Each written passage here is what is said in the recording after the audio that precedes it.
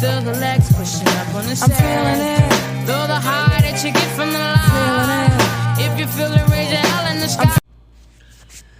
So, it's been like a week now. I haven't really talked about Rebel Moon in its entirety. I don't even know if I want to talk about it. I had a video planned about reviewing it, and I just didn't really care to do it.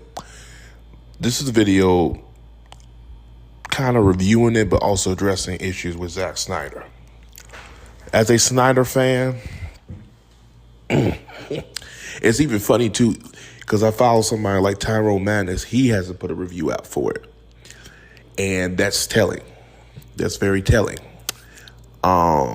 He could have, I don't know, but I haven't seen a review for him. Me, I'm just going to give it my thoughts and of the whole thing in general. As a Snyder fan, we have to admit when he does good, but we also have to admit when he does bad. Rebel Moon Part 1, Rebel Moon Part 2 is bad. I'm sorry, it is. I hate to say it, I'll take more of the Army of the Dead. At least it was a lot more funner. The script was a little bit better. And it wasn't a chore to get through, if that makes any sense. These two films were chores. And when you make a thing as a chore for me, that's a problem.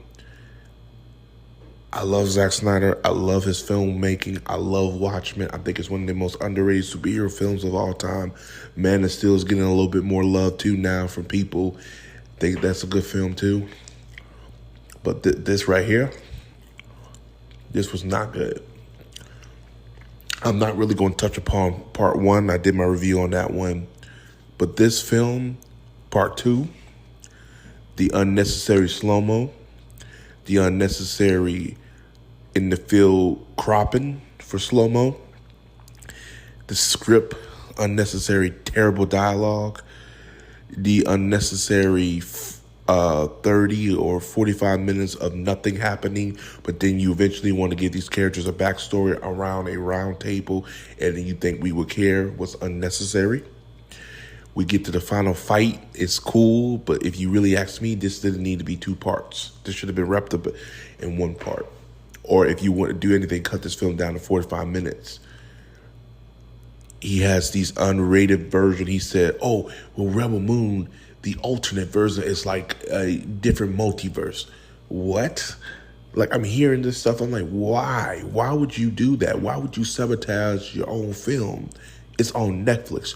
Just release it on Netflix. Then he talked about, oh yeah, I have a part 3, a part 4, a part 5.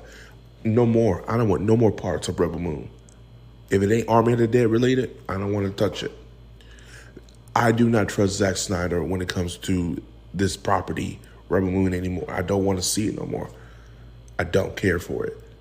This was a chore. And I don't like chores. I like to do things when I want to. When you think of things as chores, that's never good. This was not good. When people give it the rating of worst film of the year, dog shit of the year, and everything like that, I hate to say it, but it is. There's a whole lot of nothing happening. And it's just, I don't know. As a fan of Zack Snyder, I expected better.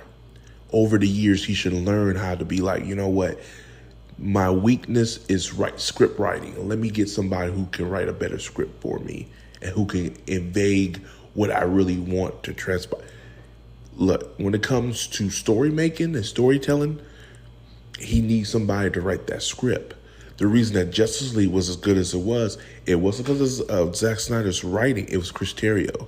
Chris Terrio, who also worked on Argo, he knows how to write scripts. So that's why the dialogue wasn't as bad as it was. All Zack needed to do was direct it and pinpoint, and we got probably one of the best DCU films that came out at that time. And you're like, wow, this is actually a top tier film. Is it better than Wonder Woman? No, but it's one of the best ones we gotten. But this right here is a prime example. Zack Snyder needs to be reeled in Stop throwing money at him. If you throw money at him, make sure he has the right people around him to tell him, no, that's not going to work. All these yes men, it's not going to help Zack Snyder. It's actually hurting him. I see a lot more Zack Snyder fans coming out saying he did bad on this one than he did good. At least on the first one, we kind of were like, okay, we'll wait till part 2 comes out. Part 2 is out. No more. A lot of Zack Snyder fans are coming out and saying this was a waste of time. You did nothing. This was bullshit. And there's a lot of people saying he lost the goodwill of his own fan base. That's what you never want to do. Me, I will still support him, but I'm not going to sit here and be blinded by saying, oh, the cinematography and all this. I don't care for that. The story shit, the characters are shit. That's what I'm going to address. And that's the biggest problem with a lot of these Snyder fans. Address the issue, because that would help him out. If his true fans come out and tell him he did bad, then he might actually look at himself and say, you know what, I need help with this. But Zack is at that age where he should know, this is not my strong suit. Let me have someone to help me out with that.